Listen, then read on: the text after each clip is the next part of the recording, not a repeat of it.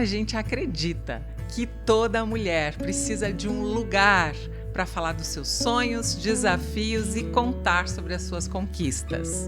Aqui você vai ouvir histórias de mulheres reais que expõem seus valores, vulnerabilidades, aprendizados e contam tudo de como conquistaram o protagonismo da sua própria vida.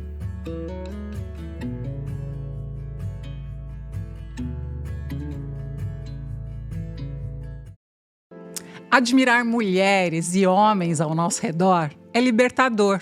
Quando a gente entende que temos jornadas muito semelhantes, mesmo vivendo em contextos diferentes, então aprendemos a nos respeitar mutuamente.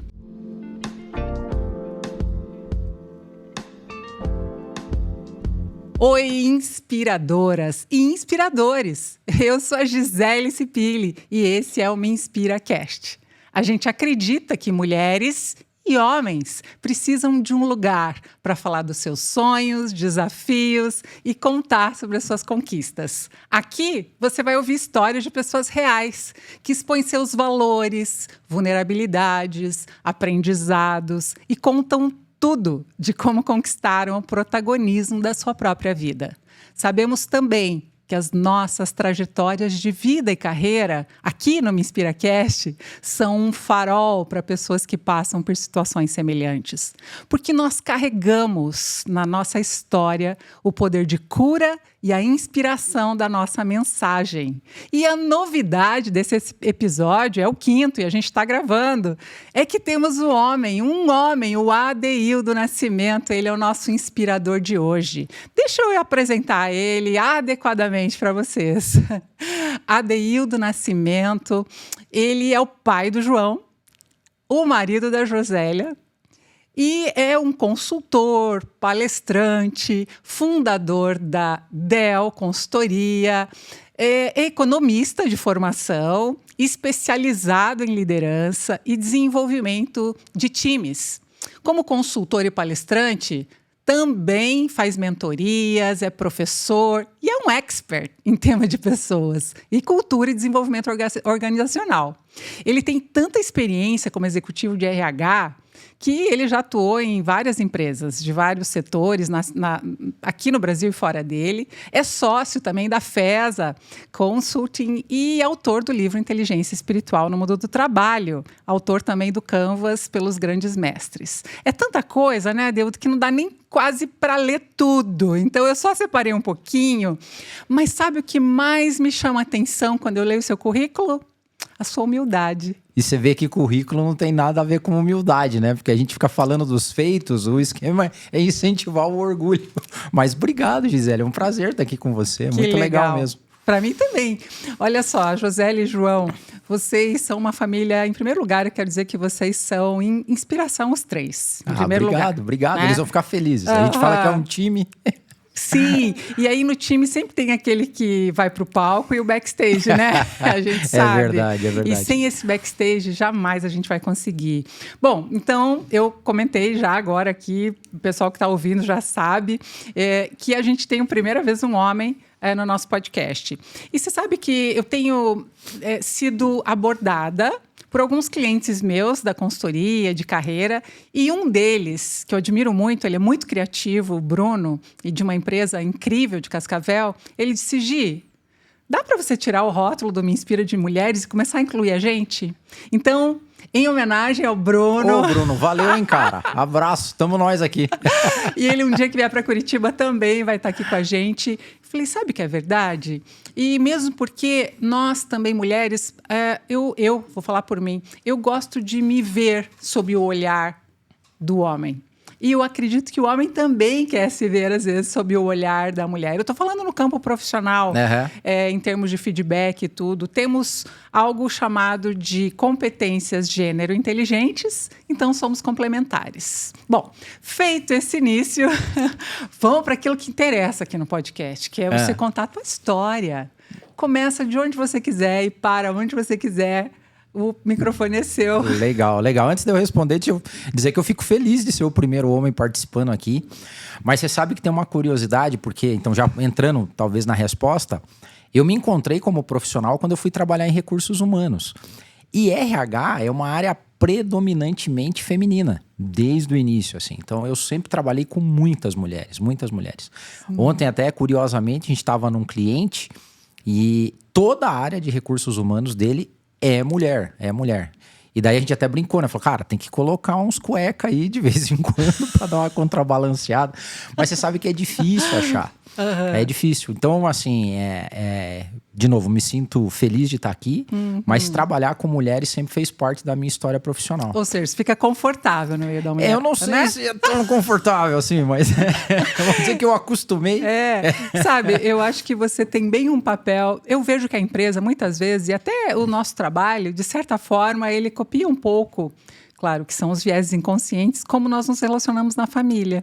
E a impressão que eu tenho que você passa, pelo menos para mim, desde que a gente está interagindo e conversando, e primeiro eu vendo tuas palestras, a gente foi se conhecendo, você passa muito um papel de irmão, daquele que é um par natural, que caminha num segmento semelhante e do qual eu posso confiar, posso interagir e posso ter trocas também pelo seu caráter, por aquilo que eu conheço de você.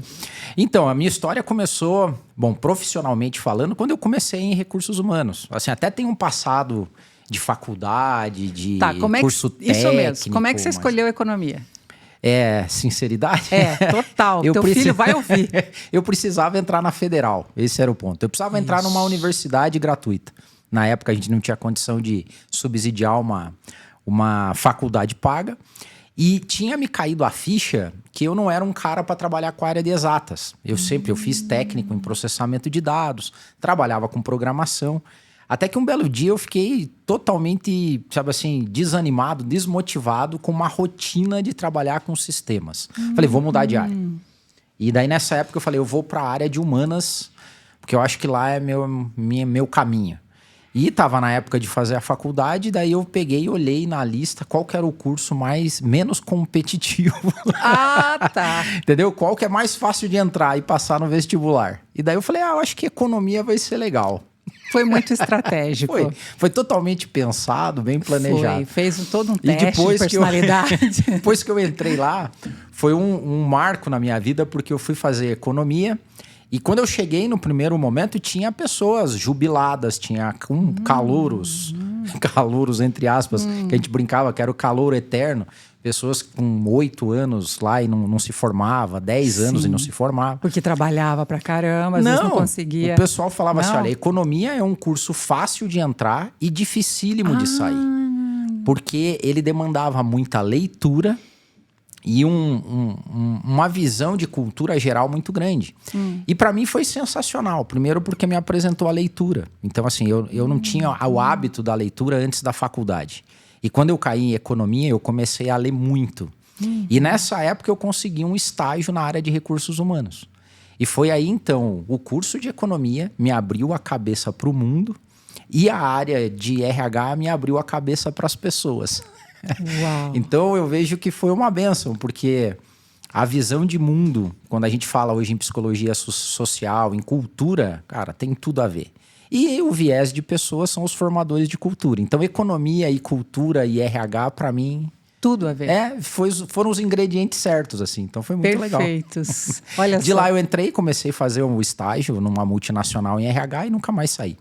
Não saí de RH. Mudei a vida em 2011, quando eu deixei de trabalhar CLT como executivo no mundo de RH e fundei a consultoria e comecei a trabalhar com desenvolvimento de RH e cultura, mas do outro lado da mesa, que não como executivo, mas como consultor. Então, pois assim, eu vou ter que botar o dedo na ferida. Você foi muito rápido, vamos voltar. Você foi executivo e eu amo falar com executivos sobre aquilo que a gente conversa muito aqui no podcast, que são os momentos de altos e baixos, de caverna, os momentos de palco, enfim. Tem altos e baixos em todas as carreiras. Mas como é que foi para você, sendo executivo, chegou a diretor de RH, de cultura? Diretor de RH. Como é que foi a sua experiência como executivo? Foi maravilhosa. Assim, a minha carreira toda, primeiro que ela foi muito rápida. Assim, eu em 1998, eu era estagiário de recursos humanos. Em 2008, eu era diretor de RH de uma das maiores empresas de telecomunicações do Brasil.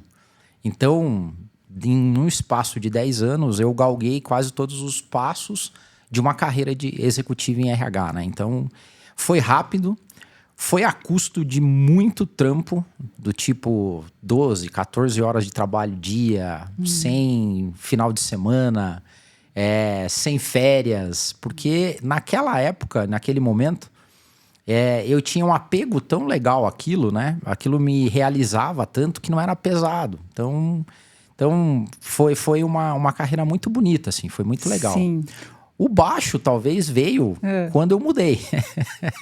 Que foi o ápice da carreira, vamos dizer assim. E que ali a gente fez uma reflexão de vida, e eu falo a gente, porque o time entrou, né? Na época o João ainda não participava das reuniões de conselho, mas ele já estava, ele já era uma peça importante do time. Então em 2011, virada de 2010, 2011, eu costumo dizer que até essa época as minhas decisões, até 2010, as decisões de carreira definiam a nossa vida. E a partir de 2011, as nossas decisões de vida começaram a definir a carreira. É sutil, mas a mudança é drástica, assim. Como é que ficam... Você precisou rever valores, você e a Josélia? Total. Valores em todos os sentidos. Até nesses valores monetários, porque a gente tinha uma vida super estável, muito bem arranjada financeiramente. E quando a gente resolveu mudar a vida, a gente também se adequou a isso, né? Então, um nível de entrada menor. Por quê? Porque a gente definiu que a gente queria um estilo de vida que priorizasse não a carreira. Olha que interessante. A gente queria privilegiar a família, o nosso relacionamento, que estilo de vida a gente queria ter. E dentro dessa história aí, tinha que rever a parte da carreira e da profissão. Então, os valores caíram.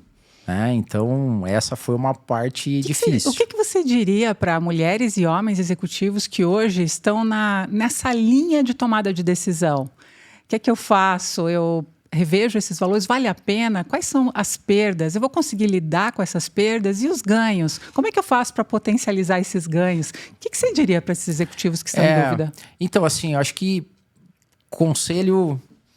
Tem de todo lado, né? Hoje, de um montão. Eu acho assim que, primeiro, não seguir trends, tendências de multidão, assim, sabe? De manada. Por quê? Porque cada história é única, né, Gisele? Ótimo. Eu Perfeito. vejo hoje pessoas que até hoje elas se dão muito bem no mundo do trabalho, chegando às 8, às 18, é aquilo que elas curtem. Tem pessoas que não querem ser promovidas, tem outras que querem cargos executivos altos, tem outras que não, que em algum momento da vida querem rever o seu padrão, como aconteceu com a gente. Então, assim, primeiro um olhar muito sincero para a sua situação, sem deixar se envolver com os outros, assim. E é difícil essa busca, né? Porque a gente vive essa influência do meio que a gente vive.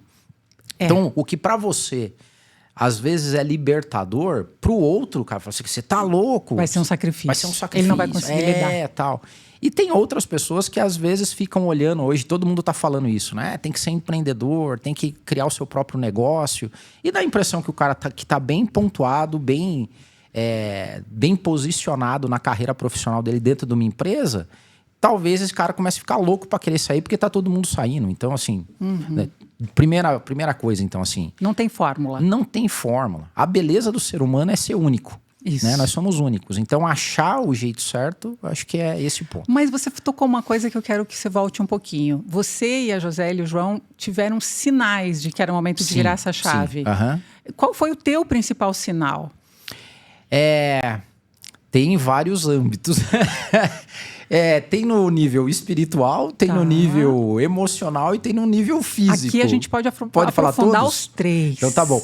O primeiro é que no nível físico, essa toada que eu tive de 10 anos, numa puxada absurdamente louca, começou a cobrar o seu preço na minha saúde. Então, eu comecei no final de 2010 ali com sinais claros de estresse, o início do que hoje seria burnout, né?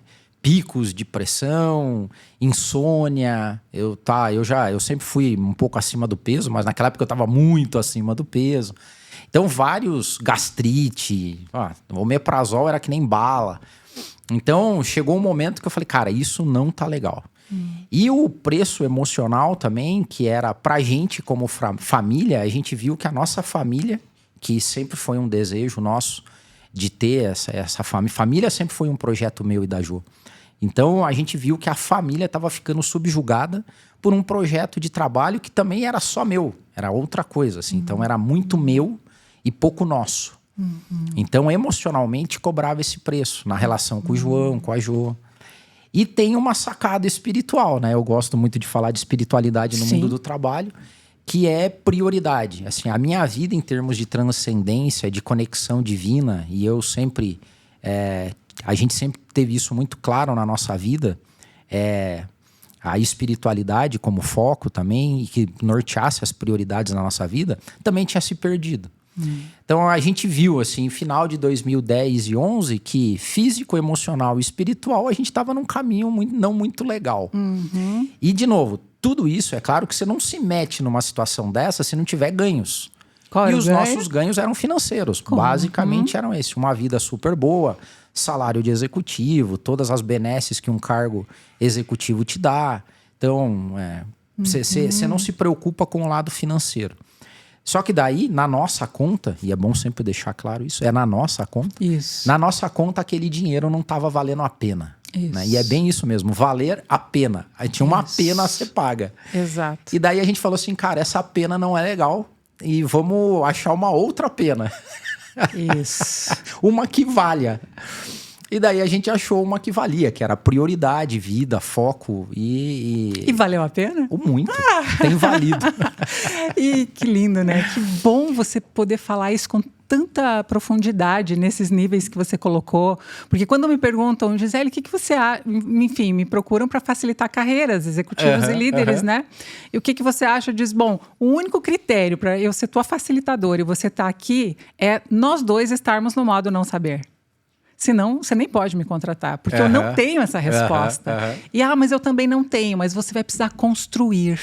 Eu acho que essa construção que você falou agora, tão rapidamente, mas tão profundamente, ela fica não como fórmula, mas ela fica como uma espécie de referência para aqueles que não sabem de onde partir. Ponto. É legal. E hoje também tem uma certa preguiça embutida, né? Vamos falar, que é você comprar a fórmula pronta, que é isso que eu tô... Por que tem tanto guru... Safado. Vendendo coisa que não... Oportunista. Porque você não quer passar pela dor da tua construção. Isso. E daí você paga pra alguém. Muito bom você falar isso. Que bom que não fui eu que falei. Não, esse mercado tá bem complicado, né? Sim. A gente conversa sobre isso, né? Nas nossas parcerias aí. Sim. Então o pessoal não quer a dor da construção, não quer o trabalho. É tudo muito imediatista, muito preguiçoso. Fala assim, me diz aí o que eu tenho que fazer. Cara, se parte do pressuposto que alguém vai te dizer, isso já é um locus externo total, né? Então assim, de novo, você pode ter pessoas, e nós tivemos várias, que nos aconselharam nesse momento. Sempre é bom ter palavra amiga, e na multidão dos conselhos e das pessoas te dizendo, você vai tendo um norte. Mas a construção é tua, né? A construção Exatamente. É tua. E quando eu falei que isso que você colocou, esses 3 pontos, eles são uma referência, eles são também uma inspiração. Porque tem momento que, não coincidentemente, eu acredito também que transcendentalmente, a gente precisa escutar por onde alguém passou para a gente se encorajar e acreditar, se ele deu conta, eu também dou. Isso é legal, Essa inspiração também, eu sou fruto muito de inspiração. Acho que algumas pessoas funcionam bem com mentoria, com facilitação, com consultoria e com inspiração também. Tanto que o estilo autobiográfico ou das biografias, desde criança, sempre me chamaram a atenção. Porque eu dizia, puxa, não é algo que é fake, é verdade. Aconteceu na vida real. Então, aconteceu na vida real do Adeildo. Vou ter que trocar estilo de vida por valores profundos. É isso aí. E assim, foi legal, bem, você tá contando, porque depois, logo nos anos seguintes, eu fui procurado por muita gente. Foi isso que aconteceu. Cara, né? Porque todo mundo estava acostumado. O Adeildo tinha sempre sobrenome, né? Era o Adeildo da empresa tal, o Adeildo da empresa tal. E aí, um belo dia, resolvi mudar. Resolvi mudar. E daí... um monte de pessoa começou a procurar, e executivos que estavam também, talvez, numa busca. Cara, eu perdi a conta de quantos almoços, jantares, cafés para bater papo. Cara, o que você fez? O que aconteceu? E alguns desses, ao longo do tempo, também acharam seus caminhos. Isso. Que não foram iguais aos meus, aos nossos, outras alternativas. Mas eu acho que a gente está vivendo hoje, né, Gisele? E você acompanha isso talvez mais do que nós, por causa dos teus clientes. Tem uma busca legal hoje. Assim, eu acho que as pessoas viviam muito no automático. E até eu reputo também um dos fatores da gente também ter tantos problemas emocionais hoje é pela busca também. Porque a gente está vivendo num cenário totalmente novo, né? Eu vou dar aqui também, pegar esse gancho para dizer que eu não aguento mais de vontade de ter um clube do livro desde criança, mas eu sei que dá um trabalho. Então agora no Me Inspira a gente vai ter o nosso grupo de leitura. E o primeiro livro vai ser Sociedade do Cansaço. Olha aí. Que é incrível. Agora que eu baixei no Kindle, que eu comprei no Kindle e comecei a ler, eu falei, cara, soco no estômago toda hora. Porque ele fala o seguinte, de começo... Não é só o que a sociedade te impõe, mas é o que você se impõe. É isso aí. Então, ele tira também essa questão de sermos vítimas da sociedade e ele nos chama a uma reflexão. O que importa para você e para aqueles que você ama? Parte daí. É isso aí, sentido. No livro de inteligência espiritual, eu falo sobre a logoterapia, né, do Viktor Frankl. Que é sensacional. Assim, então... O meio, né? Olha onde ele estava para falar essas questões. No campo de concentração. Então, assim, o meio, ele não pode ser maior do que o teu sentido. Então, voltando um pouco do que eu estava falando, para mim fica claro que antes de 2010, o meu meio começou a ter tanta importância que ele sobrepujou o sentido. Uau. E daí, né, quando eu falo assim, quando você vai para 2011, você fala, cara, o sentido jamais pode ser sobrepujado pelo meio. E isso é tão libertador, de uma forma assim, ele te deixa tão leve, que se você não cuidar, você fica até vagabundo e preguiçoso. Porque assim, quando você tem um sentido claro na vida, quando você tem as prioridades espirituais bem setadas na tua vida... Todo o resto é ganho. Mas esse vagabundo e preguiçoso que você se refere, sabe como eu chamo? Contentamento. É isso aí. Porque daí não é alegria, felicidade, não tem essa positividade tóxica que também é preocupante. Também é ruim, né? Isso aí. Mas o que é estar contente? É sentir que o que eu tenho é suficiente. Mas e se faltar um dia? Bom, você tem recursos em você suficientes para ser também preventivo, para ser estratégica.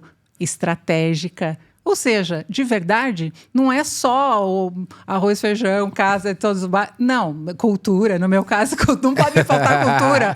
Eu preciso ir para o teatro, eu preciso ir para o museu. Inclusive, quarta-feira é gratuito no MON. Olha aí, que legal. Eu adoro museu gratuito. Mas não é isso, é o que falta...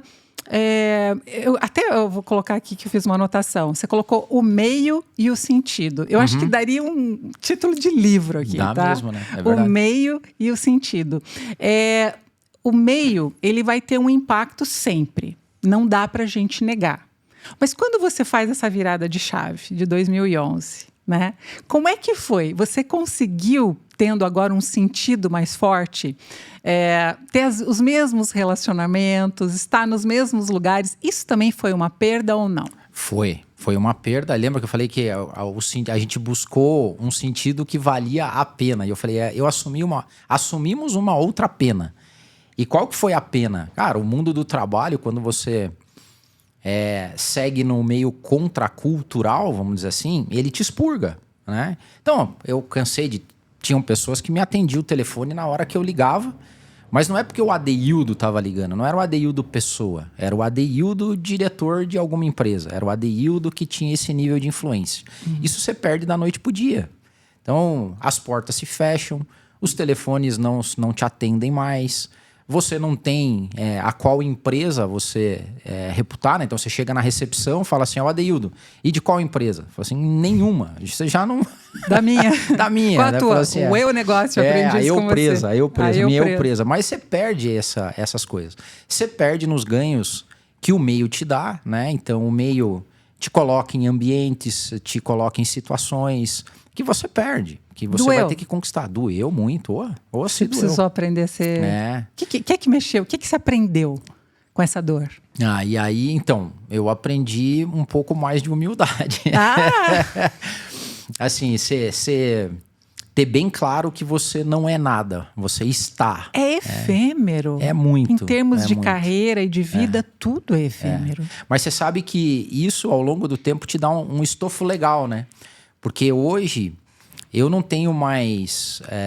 e falar isso talvez possa soar um pouco arrogante, de alguma forma, mas quem viveu esses dois lados, hoje eu não tenho problema nenhum e nem frio na barriga de conversar com quem quer que seja, entendeu? Tipo assim, tem gente que fica preocupada, hoje nós vamos atender o presidente, o CEO, o vice-presidente. Fala, cara, é uma pessoa, ele só tá lá, ele não é isso aí.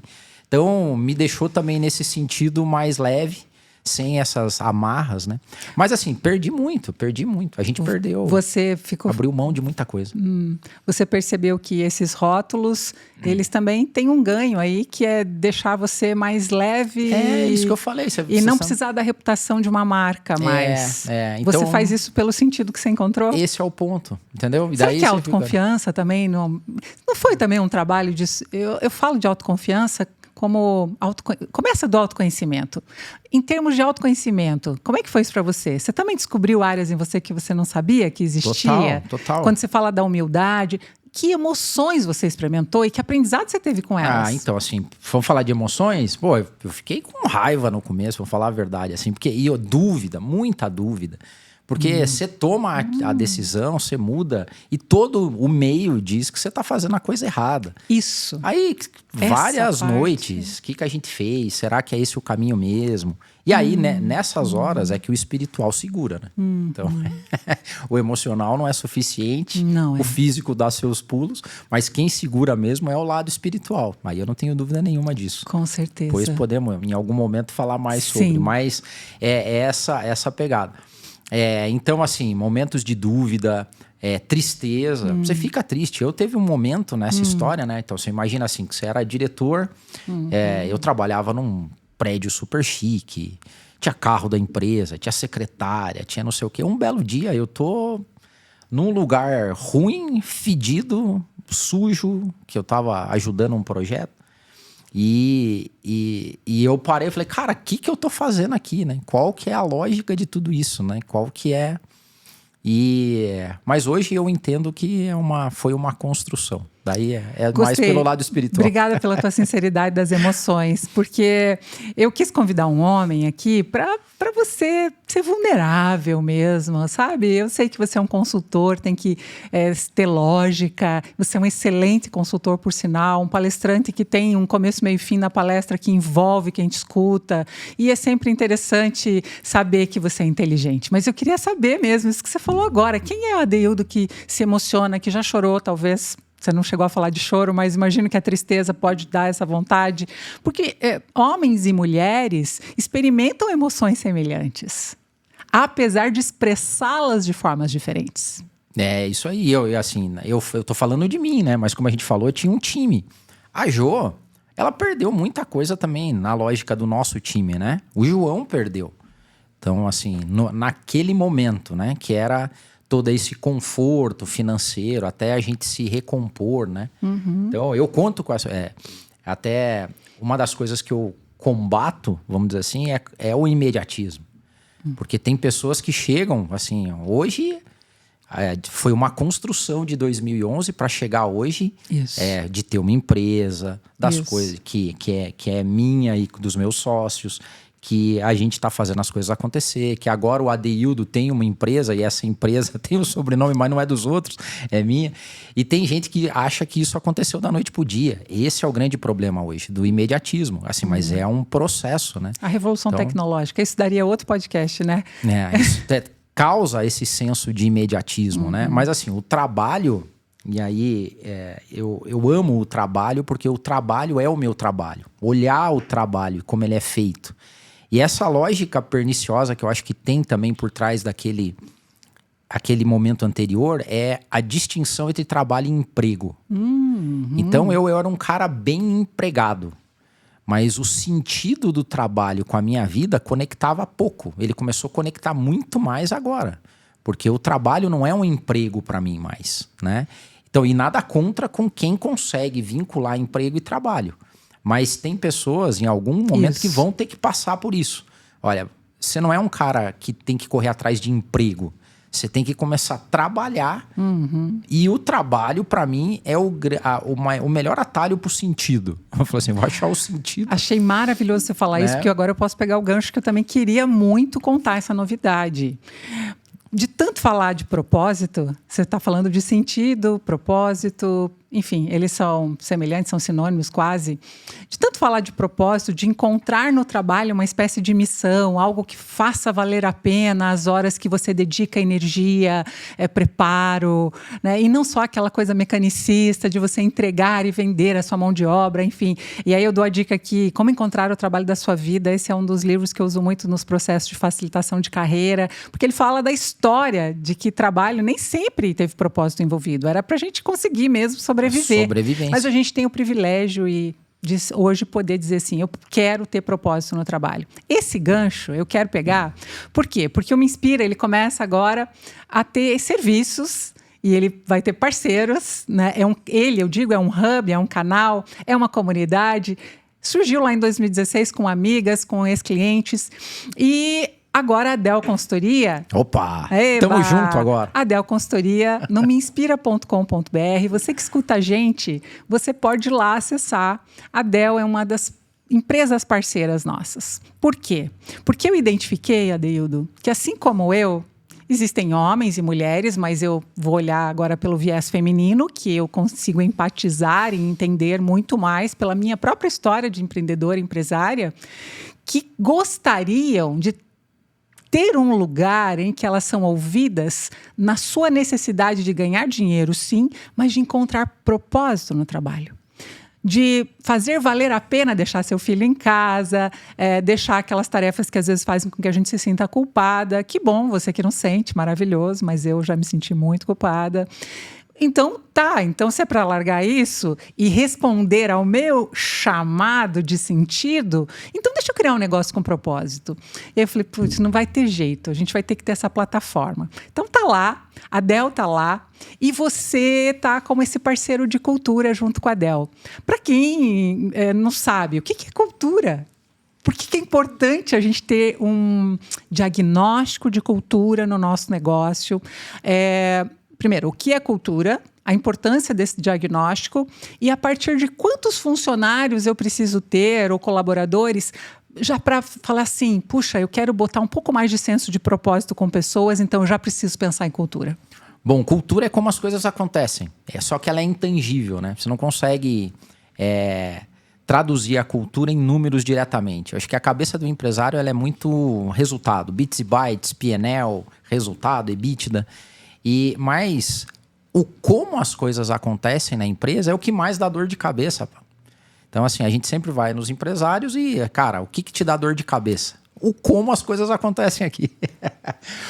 E o como é a cultura. Então, quando a gente chega em empresas onde o resultado está saindo, mas ele está saindo com um como não legal. É um como cheio de dor, cheio de briga, cheio de descompromisso, de desconexão, de falta de cooperação. Então, quando o como não tá legal, a gente ajusta o como. A gente Mas ajusta isso a dá cultura. para medir, não dá? Uma época eu escutei que a cultura tinha um impacto de até 15% no negócio. Então, é verdade? Não tem. Eu não conheço nenhuma fonte que consiga fazer uma taxa de retorno sobre o investimento em cultura. O que se tem no mercado é que todas as grandes empresas, ou as maiores e mais bem-sucedidas empresas do mundo, investem em cultura organizacional. Tá, fica a dica. Então, é isso aí.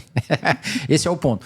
Então, assim, cultura é o como. A gente chega lá e a gente mede ou tira um diagnóstico de como as coisas estão acontecendo. E o cara fala, esse como tá legal pra você? Não, não tá legal. Eu queria que o como fosse assim. Eu queria que a gente trabalhasse com mais cooperação, com mais performance, que a gente trabalhasse menos conflito. E daí você seta qual é a cultura alvo, a cultura desejada. Tá. E aí o nosso trabalho é fazer um plano para que, através de comunicação, de sistemas de gestão e do comportamento dos líderes, a cultura seja ajustada ao longo do tempo, né? Tá. E essa parceria, até aproveitando, assim, a gente está muito feliz que você faz parte do nosso time, porque nesses últimos anos que a gente tem trabalhado, a presença feminina nos níveis de gestão e até como proprietárias de empresa, sucessoras de empresa, tem crescido muito, né? E aí, ter uma parceira como você, com teu nível de expertise e com a tua empatia e simpatia, né, com as mulheres, tem nos ajudado muito. Então, até aproveitando, fazendo aqui uma chamada, se você é uma empresária, se você é dona de empresa, se você está em alto cargo de gestão, cultura te preocupa, você pode contratar a Dell e você vai ter o privilégio de ter a Gisele Cipilli trabalhando nesse desenvolvimento junto com você e o nosso time suportando toda a transição cultural. Sim, que maravilha, me inspira a estar junto, porque eu tenho, sim, essa força empática, desde criança sempre foi a minha maior. Tanto que, olha, vou te contar uma coisa, e para você que escuta também, que gosta de história... Eu encontrei uma amiga essa semana que fazia 30 anos que a gente não conversava. Uhum. Porque ela me mandou uma mensagem no Instagram dizendo assim: Gi, eu preciso te contar o que há 30 anos você fez por mim. Olha que show. Tá, eu fui, né? Aí ela disse: Gi, você me indicou um livro. Você tinha 16 anos, tinha ido para Curitiba. O pessoal, eu morava no interior, 20 mil habitantes, e eu praticamente obriguei meu pai e minha mãe a me dar um jeito de fazer estudar na capital. E eles deram um jeito, que eu gostava muito de ler, uma curiosidade intelectual incrível, de me relacionar e de solucionar problemas, empreender. Eu queria ganhar o mundo. E ela disse que eu indiquei esse livro nas férias, quando eu fui para lá. Um livro da Marina Colasanti, sobre o amor. Olha só. E ela estava vivendo uma crise de vida. E ela disse que aí, ela saiu do interior, veio para cá, se casou e hoje tem uma linda família, porque aquele livro... trouxe um impacto muito grande na vida dela. Então, não estou aqui... não tem uma questão de mérito meu, mas eu acredito que cada pessoa, ela vem também com uma necessidade de impacto de sentido. Além de encontrar para si mesmo, a gente tem que compartilhar. Isso me faz lembrar o precursor da psicologia positiva. Ele, já vou lembrar o autor aqui, geralmente quando eu estou no podcast o autor demora a vir, mas ele fala o seguinte, que uma das coisas que mais traz felicidade é nós pensarmos também em como compartilharmos a nossa felicidade com o outro. Olha só, que legal. Então, é daí que vem o propósito do Me Inspira agora como um negócio que tem um enxoval para empreendedoras, para empresárias. Eu brinco mesmo que é um enxoval, porque você encontra agora lá um enxoval premium, um enxoval muito legal. Excelente, que é pensar em ações preventivas, inclusive. Porque nós, mulheres, temos sim um radar, uma intuição para pessoas. Não estou dizendo que todas, não estou dizendo que isso também é de gênero. Homens têm também. Não, mas tem um diferencial. Então, assim, o que a gente encontra, né? E a gente já está trabalhando em alguns clientes juntos, né? Nós temos toda a metodologia, mas a cultura, ela nasce do dono. Tem que ser assim. Tem gente que propõe modelos diferentes, mas para mim a cultura é top-down. E ela tem que ser o reflexo daquilo que o dono ou a dona quer para o seu negócio. Ótimo você falar isso. E no nosso trabalho, depois do diagnóstico cultural, setar com o dono ou com a dona qual é a cultura-alvo e como ele vai... Qual é o papel dele nessa construção? Porque não dá para ele querer ter uma cultura na qual ele não esteja engajado naquilo que vai mudar. E tem N casos. Tem o caso onde o dono vê a cultura que se perdeu, porque a empresa cresceu muito rápido, vamos dizer assim, e ele já tinha uma cultura que representava aquilo que ele acreditava, agia daquele jeito e se perdeu. Assim é fácil porque você vai falar, não, então é só voltar naquilo que era. É isso aí, que já era o jeito que ele atuava. Assim é fácil. Agora, tem momentos onde a cultura que está construída, e a gente dá esses feedbacks para os clientes, a cultura é reflexo daquilo que você faz. Então, assim, se você não tem um nível de cooperação, é porque você não é cooperativo. Se você não tem alta performance na sua empresa, é porque você também não tem um posicionamento e um comportamento de alta performance. Você quer ter, daí tem que mudar. E daí nessa transição da mudança é dolorido.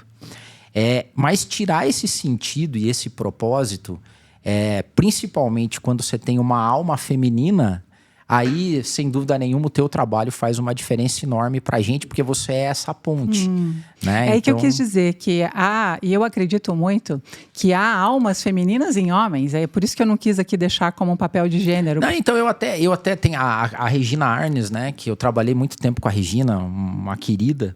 E a Regina também tinha um programa lá que era só de mulheres. E um dia ela me chamou para fazer uma palestra lá e eu também fui o primeiro homem que foi.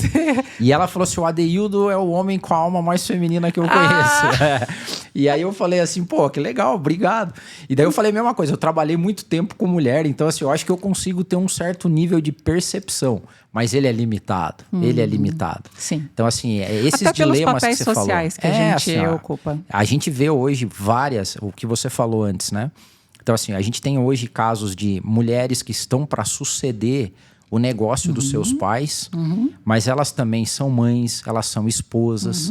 E a gente sabe que a pressão social hoje, nessa mudança social que a gente está vendo, ela é muito mais pesada no universo feminino do que no masculino. Né? E o podcast Eu Me Inspira, ele tem como característica a moderação.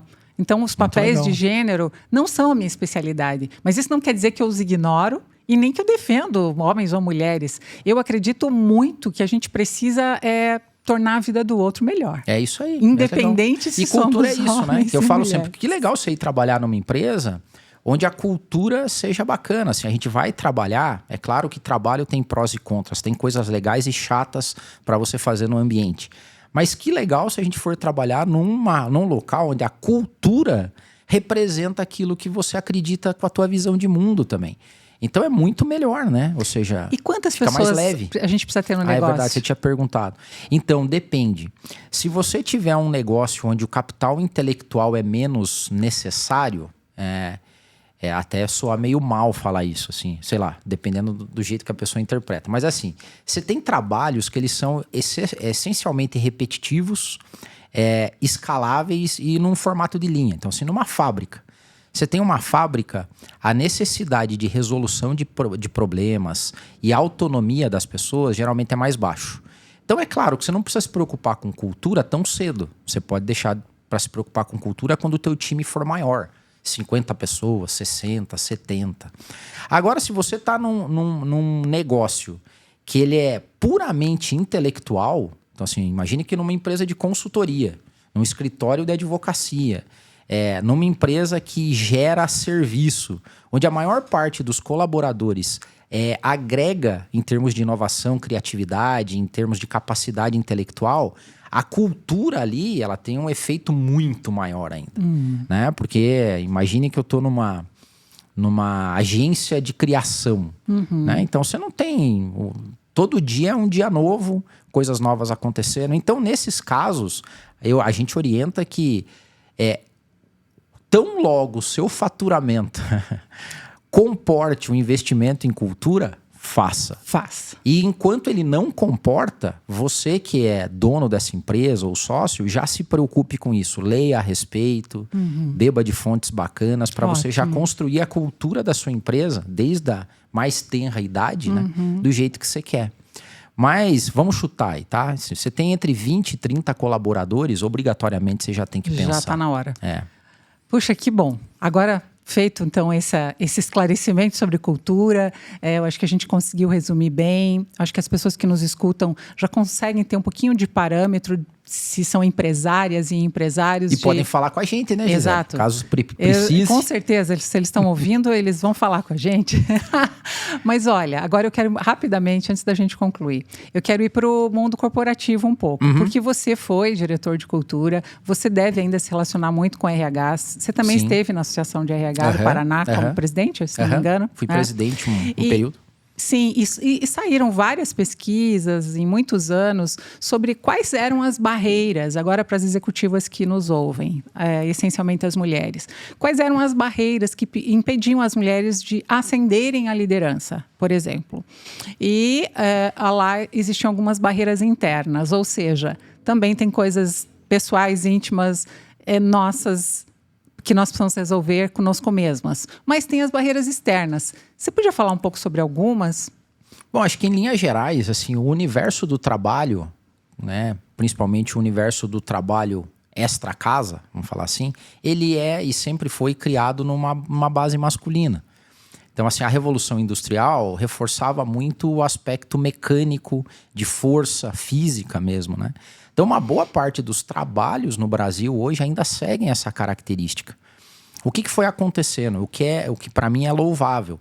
A gente saiu de um modelo de produção muito baseado na força física e começou a ser baseado em força intelectual. E aí a mulher tem mais escolaridade. Cara, hoje se dedica muito mais.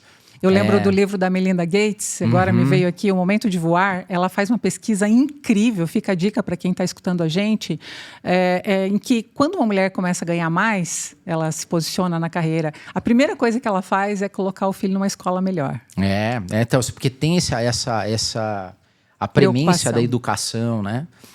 Então, quando a gente começou a ter esse pêndulo pro trabalho mais voltado pro intelecto, vamos dizer assim, as oportunidades começaram a ficar abertas, independente do gênero. Só que o ambiente ainda era masculinizado. Ainda é masculinizado. Ainda é, na grande parte, né? E aí você tinha o dilema da mulher, assim, a gente precisava do componente feminino, da intuição, da perspicácia, do olhar criativo por outro viés, né? E ela enfrentava o ambiente masculinizado que fazia oposição àquilo, né? Então eu vejo que a gente está numa evolução.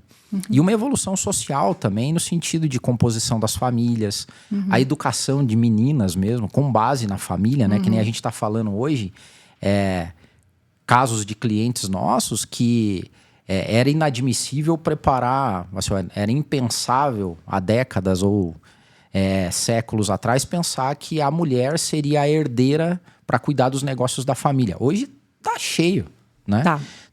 Então a gente tá vivendo essa mudança. Isso que você falou também, eu queria citar o e-book que vai estar logo, já está acho que no nosso site, que é A Carreira da Mulher. Eu coloquei lá algo que me inspirou há um tempão já, sobre os ciclos, porque algumas mulheres me perguntam, peraí, mas você já está passando dos 50, como é que foi lá? Digo, olha, calma, a vida é cíclica. Você não precisa conquistar tudo em todo tempo, ter 3 filhos, ser diretora, ser uma excelente esposa e sair toda quinta-feira para tomar vinho com seu marido. Calma!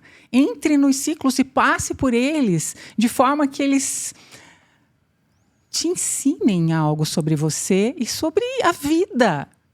E aí tem o ciclo, sim, da maternidade. Tem o ciclo, sim, de incubar um outro sentido, que é o sentido de gerar vida da mulher.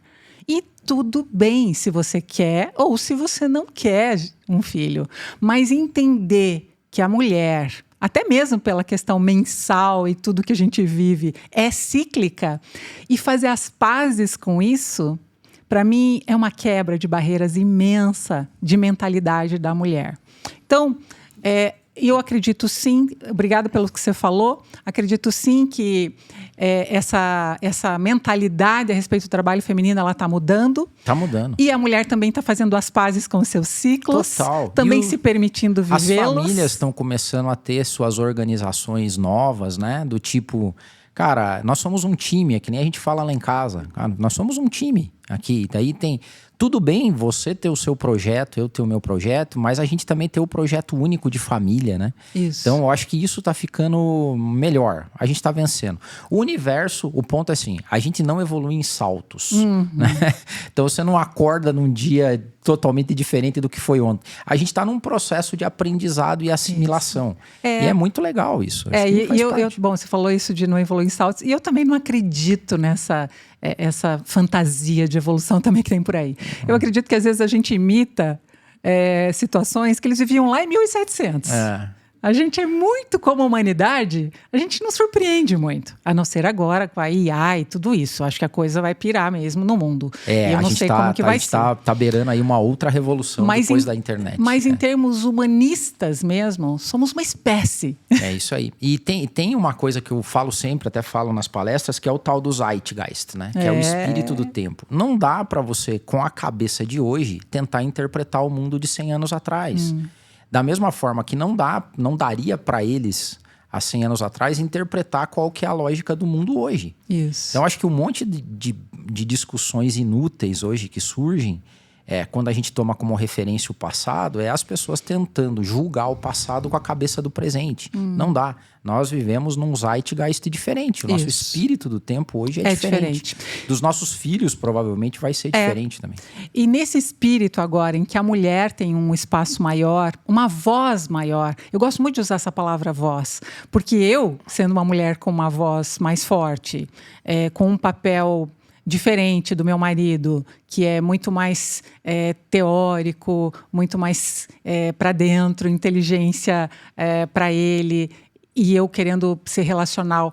Você tira a voz da mulher, você tira a identidade dela. Agora, não importa que voz é essa, não tem uma voz melhor do que a outra. Não tem. Se você quer viver a sua voz, mulher, se você quer vivê-la no trabalho como diretora, como executiva, como CEO, por favor, faça isso da maneira mais em paz e cíclica que você pode fazer, respeitando sua família, seus valores.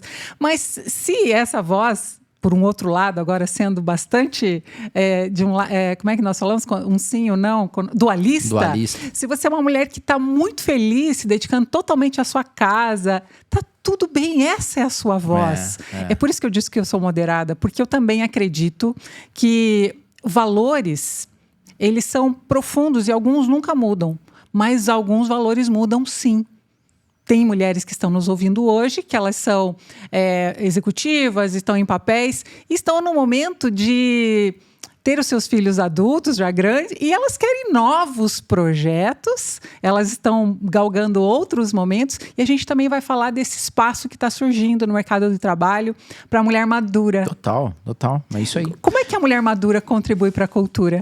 Eu acho que... Deixa eu puxar a sardinha.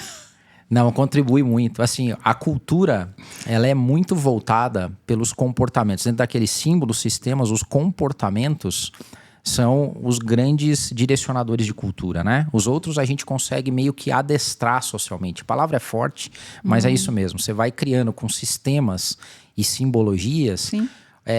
Reforços positivos ou negativos na cultura para moldar comportamento. Mas o comportamento é a chave da cultura. E quando você tem pessoas maduras, sábias, né? Porque tem duas formas de você obter sabedoria. A vida, o tempo, o amadurecimento, ou a inteligência espiritual. Outro capítulo. Ou os dois, né? Ou os dois. Então você pega essas pessoas que são mais maduras, a gente fala muito assim, quando você tem evangelizadores de cultura. Eu queria muito que você falasse essa expressão. E que eles têm mais sabedoria no trato com as pessoas. Essa era outra palavra que eu queria ouvir. Anda muito bem. Até porque a nova geração é carente dessa referência de manha. Porque tem coisas que você descobre no Google, tem coisas que o ChatGPT vai dizer para você. E tem coisas que não estão lá. Que são coisas essenciais da vida do ser humano, que aí é o cabelo branco, aí é o tempo de casa, aí é as pauladas que você levou na vida, Ou seja, nós somos ótimas mentoras, somos ótimas ouvintes. E falando de barreira de cultura, para mim, não importa o nível, o segmento, enfim, uma das formas mais incríveis, quando me pergunto qual é o papel da organização para acolher o papel da mulher líder e daquela que vai ocupar seu espaço lá. É o diálogo. É conversar. Para mim, o papel da organização é sentar as pessoas para falar. Você quer falar um pouco sobre isso? Como é que é? Você acredita que é possível a mulher ser ouvida numa reunião? Então, mas talvez... Hoje, a escuta é um dos grandes desafios da liderança hoje. Porque o que a gente construiu ao longo do tempo é executivos, e eu trabalhei em RH durante muito tempo, ainda trabalho ajudando outros RHs agora, mas a gente constrói lideranças para que eles falem. Sempre foi assim. Para que você tenha a resposta. Ótimo ponto esse seu. Então, assim, os estudos de psicologia social dizem, inclusive, que quanto maior é o seu cargo, mais você fala e menos você escuta. Você dá o tom da conversa, você diz qual que é a altura da voz, você dita a postura corporal, você diz que hora que a reunião começa, que hora que ela acaba.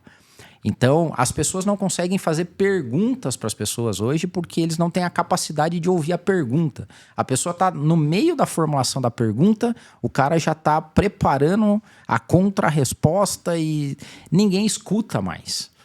Então, tem um desafio enorme para que qualquer pessoa seja ouvida. E como, assim, historicamente a gente tem esse desafio, né, de tirar esse viés ainda extremamente machista, vamos dizer assim, aí é mais difícil ainda ouvir uma mulher. Eu nem posso falar aqui no podcast tudo que eu já ouvi das minhas clientes executivas até hoje. Do quanto é difícil ganharmos voz, né? Claro que os diálogos estão difíceis em todos os níveis. Eu não quero dizer assim, estão. Eles são difíceis em todas as épocas, mas no mundo corporativo há uma agressividade maior. Tem porque nós colocamos isso nos líderes. E quando eu falo nós colocamos, o RH colocou. Porque dentro das fórmulas culturais passadas, vamos dizer assim, de recompensa e reconhecimento, tem o que a gente chama de benefício de ego, que é fringe benefits, que é eu te dar uma sala maior, eu te dar uma cadeira diferente, eu te dar territorialidade. Isso em cultura, a gente avalia isso no diagnóstico da cultura. Então você vê num lugar, você vê lá, você chega na empresa, a cadeira do chefe é diferente. Então ela é pomposa, ela é grande. Eu fui colocando essas coisas e aí, quando eu chego nessa posição, eu não tô aqui para te ouvir, meu amigo, eu tô aqui para te falar. A gente dava nome de cargo de mestre, olha só. Uau. Não tinha um mestre de produção, mestre de obra. Verdade. Então o título do cargo, você dá conselho pro mestre? Não dá. Entendeu? O mestre fala, você ouve. Então é assim que as coisas foram. Então toda a simbologia, os sistemas foram criados para que líderes não ouvissem. Qual que é o ponto agora? Esse mundo que esses líderes foram criados, educados e formados, não existe mais. E agora vai ter que tirar a cadeira bonita e colocar numa mesa redonda. Isso aí. Todos na mesma altura, com a mesma cadeira. Isso. E outra, e o menino que chega, que não tem as manhas de jogo que você tem, mas ele sabe programar a inteligência artificial para te dar a resposta que você não sabe. Então, ele tem resposta. Você tem que ouvir o que ele está falando. Tem que ouvir o que ela está falando isso também. Aí, tem que ouvir que agora uma boa parte da decisão de consumo do mundo é tomada pelas mulheres dentro do ambiente familiar. Então, você tem que ouvir o que a mulher vai te dizer. Nem que seja por causa da sua ambição. Seja o que for. Entendeu?